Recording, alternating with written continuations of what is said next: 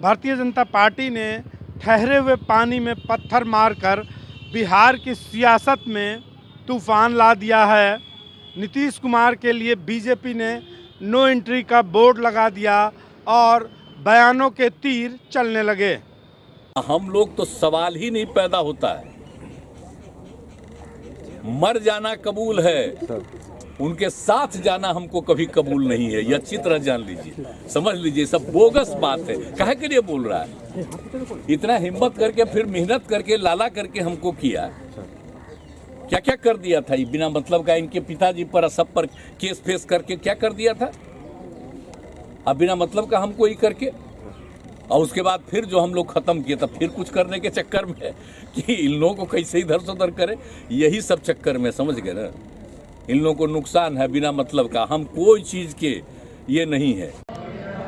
माननीय मुख्यमंत्री जी ने 2016 में कहा था कि हम मिट्टी में मिल जाएंगे लेकिन भाजपा के साथ नहीं जाएंगे। 6 साल बाद उसका दूसरा एपिसोड अभी देखने को मिल रहा है, जिसमें उन्होंने कहा है कि मर जाएंगे मगर भाजपा के साथ नहीं जाएंगे। लेकिन मैं माननीय मुख्यमंत्री जी को और बिहार की जनता को इस बात का विश्वास दिलाता हूं कि मुख्यमंत्री जी इस डायलॉग को तीसरी बार कभी नहीं बोल पाएंगे।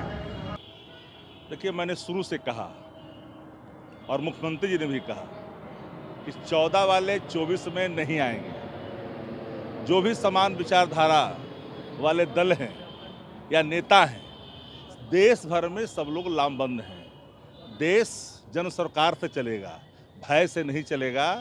आज देश के अंदर में 20% लोगों के पास, 20 व्यक्ति के पास 40% संपदा है।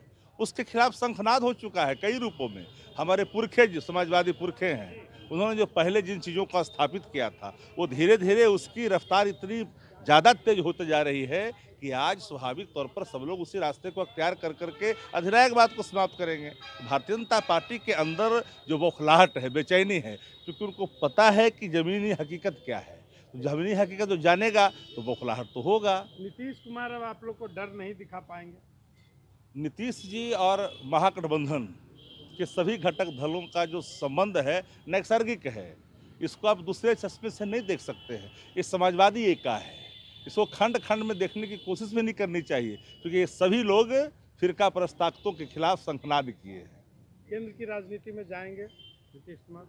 देश जिस निर्णायक मोड़ पर पहुंचा है, समान विचारधारा वाले दल जिस तरह से आगे बढ़ रहे हैं, चारों तरफ लामबंदी जो दिख रहा है, एकजुटता जो दिख रही है, वो तो निश्चित तौर पर 24 में आपको साफ साफ दिखाई वाला पड़ेगा कि 14 वाले नहीं दिखाई पड़ रहे हैं। नीतीश कुमार जी क्या करेंगे ये तो नीतीश कुमार जी बेहतर बताएंगे, लेकिन ऐसा नहीं है, पहले भी बोल चुके हैं, शब्द इनके बदल गए हैं।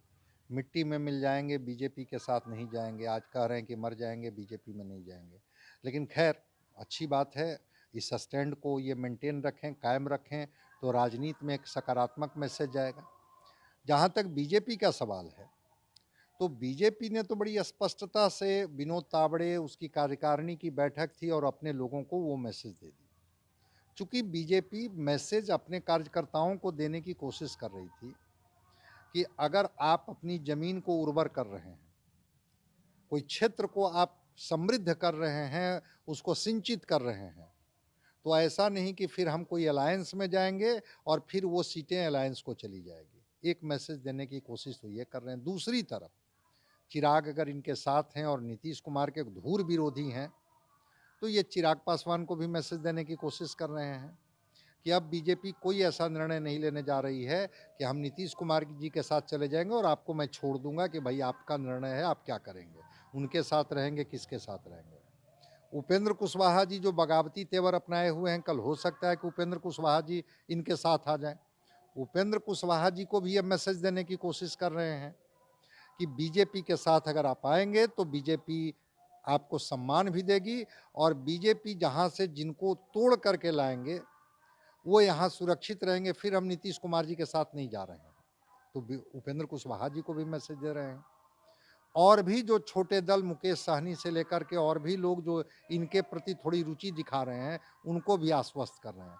तो बीजेपी एक तीर से कई निशाना साधने की कोशिश कर रही है, और ये बताने की कोशिश कर रही है, क्योंकि आप देखे होंगे कि बाई इलेक्शन में वोट परसेंटेज 42% पर आ गया। जब ये जेडीयू के साथ बीजेपी लड़ती थी तब इनका वोट परसेंट 16-17% पर था, इधर 42% पर आ गया। मतलब बीजेपी की स्वीकृति तो जनता में है। संन्यास लेने का दबाव बढ़ेगा नीतीश पर। स्वाभाविक रूप से एक मैसेज तो ये भी कहा जा रहा है दबी जुबान से कि शायद तेजस्वी और तेजस्वी जी की पार्टी दबाव बनाएंगे कि अब हमको मुख्यमंत्री का कुर्सी चाहिए। जिस तरह से भारतीय जनता पार्टी नीतीश कुमार से डरी हुई रहती थी कि अगर हम नीतीश कुमार पर ज़्यादा दबाव बनाएंगे तो हो सकता है कि ये महागठबंधन के पाले में न चले जाएं, अब वही हाल है। ये नीतीश कुमार को लेकर के बीजेपी का स्पष्ट कर दिए हैं, तो स्वाभाविक है कि तेजस्वी दबाव बनाएंगे कि भाई आप हमको अब कुर्सी सौंपिए। और अगर भाजपा ने दरवाज़ा बंद कर दिया तो इनका कॉन्फिडेंस लेवल भी बढ़ा होगा आरजेडी का, तभी तो ये कह रहे हैं कि ये लंगड़ी सरकार है, जब तेजस्वी जी आएंगे तब ठीक ठाक सरकार होगी। उदय नारायण चौधरी एक्स स्पीकर बोल रहे हैं। तो ये दबाव की राजनीति इन पर जब पड़ेगी तो इनके पास विकल्प यही होगा कि राष्ट्रीय फलक पर जा कर के और विपक्षी एकता को बल देने का काम, अगर ये सेफ एग्जिट चाहेंगे तो। चूंकि जब भाजपा ने दरवाज़ा बंद कर दिया, जो हो सकता है कि आरजेडी को इस बात का डर होगा कि अगर हम ज़्यादा दबाव बनाएंगे तो कहीं फिर नहीं ये भाजपा के खेमे में चले जाएं। तो भाजपा ने खुले मंच से कार्यकारिणी की बैठक में अमित शाह का हवाला देते हुए बयान दिया कि नहीं, अब भाजपा जेडीयू के साथ कोई समझौता नहीं करने जा रही है। मतलब भाजपा ने दरवाज़ा बंद करके आरजेडी को भी एक मैसेज देने का काम कर रही है कि भाई आप भी चीज़ों को तय कर लीजिए। अगर आपको लगता है कि तेजस्वी बेहतर मुख्यमंत्री के दावेदार हैं तो फिर वो दावेदारी कर सकते हैं। तो नीतीश कुमार जी पर जब दबाव बनेगा तो जिस तेवर के राजनीति करने के आदी रहे हैं नीतीश कुमार जी, तो कोशिश करेंगे कि कोई सेफ एग्जिट ले। नीतीश कुमार के लिए बीजेपी ने नो एंट्री का बोर्ड लगाया। भाजपा के इस कदम से बिहार की सियासत में दूरगामी परिणाम के संकेत हैं। कई छोटे दल बीजेपी के साथ जुड़ेंगे तो आरजेडी की भूमिका महागठबंधन और सरकार में बढ़ने वाली है। रंजीत, ईटीवी भारत, पटना।